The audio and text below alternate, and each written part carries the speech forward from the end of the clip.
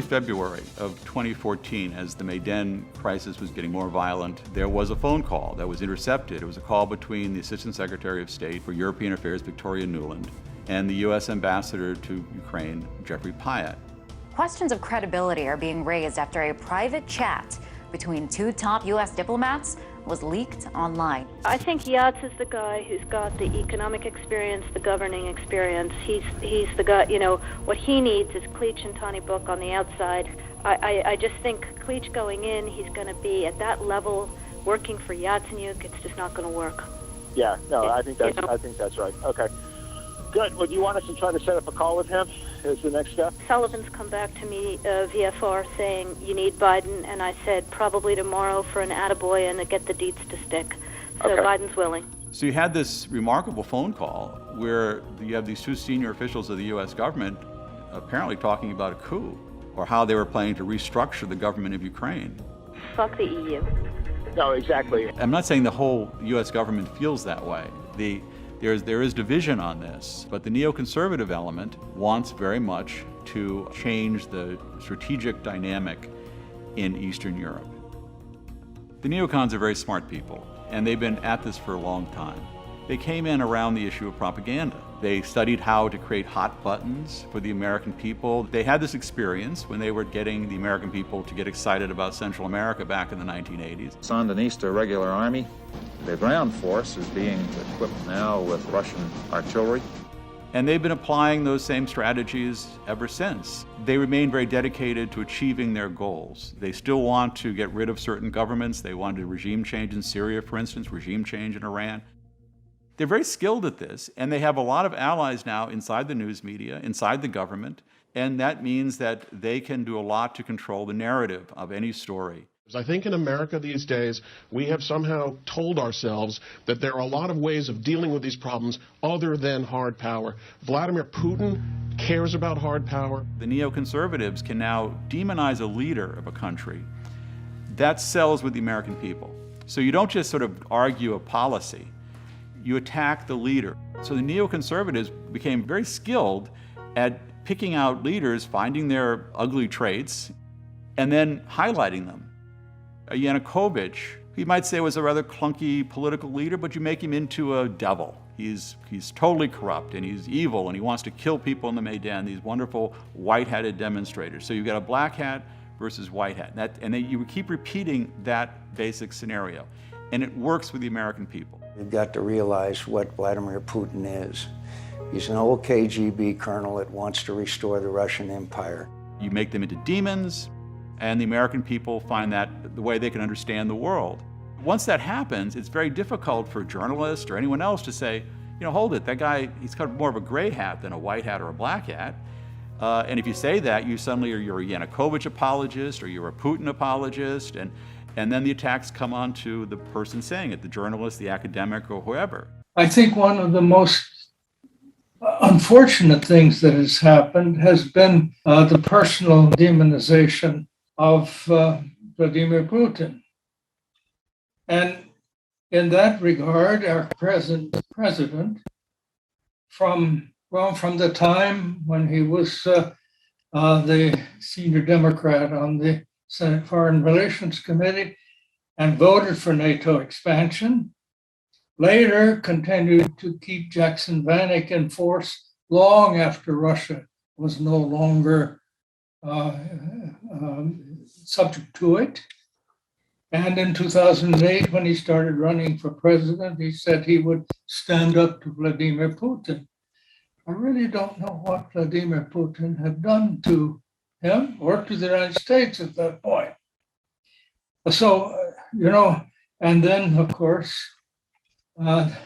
particularly in the second half of the Obama administration, where everything is being explained as a reaction to Vladimir Putin. We're going to cost him for what he's doing, etc. I think this is very dangerous. And going back to my experience in the Reagan and the first Bush administrations, one of the basic points in our strategy to end the Cold War was to start dealing with the Russian leaders as individuals, to pay attention to where they're coming from. Ronald Reagan spent much more time trying to understand Gorbachev and where he was coming from than he did studying, throw weights and warheads and the technical aspects of arms control. We have talked a lot about NATO expansion, but it's not just that. Although, of course, assigning American forces to Ukraine, as we've been doing, certainly crossed a red line that anybody would understand. But it was much more than that. Remember that beginning with George W. Bush, we began to pull out of almost every arms control agreement we had. We pulled out of the ABM Treaty, which had been the basis of it. We pulled out later of this of the INF Treaty. We pulled out of open science, which had been an American proposal ever since the Eisenhower administration. And at the same time, we were injecting ourselves directly into Russian politics, and as far as Russia was concerned, even worse, in the politics, the domestic politics of the other ex-Soviet republics. So it seems to me that there was an absolute almost effort to denigrate and to insult. First Putin, and then in many cases, the Russian people as a whole. I mean, I was astounded when President Obama was saying something, Russia makes nothing that anybody wants. At that time, the only way we could get to the International Space Station was with Russian rockets. And we were trying our best to keep Iran and Turkey from buying Russian anti-aircraft things. I mean, how can an educated, decent person, as I'm sure Obama is, make statements like that? Well, anyway, I think we have reached a situation which is extraordinarily dangerous. And I'm not sure we are handling it as responsibly as Kennedy and Khrushchev handled it back when I was a junior officer in the American embassy in Moscow and translated some of Khrushchev's messages to Kennedy. I live in a country that's committing economic suicide. I mean, that's literally what's happening right now. And they're doing it because of the most narrow-minded policy posture imaginable, this Russophobic demonization of an entire nation in the personality of one man, Vladimir Putin. We've turned him into a cartoon figure bad guy. All the people that sit there and speak down, they don't even know the guy. If you actually took, I mean, the interesting thing about Putin is he's been around for 5 American presidents. And I make this following challenge. Take the inaugural address or any State of the Union address of any president, because those are the premier speech, written speeches. Those are the ones, those are the big dollar speeches, the ones that are supposed to have the lines that we remember forever. Take any one of those and compare it to your average Vladimir Putin speech, given off the cuff, no script, just speaking. Go to the Valdai conferences that he holds in Sochi and listen to this man talk. He is articulate, he is intelligent, he has facts at his fingertips, he's witty, he's humorous.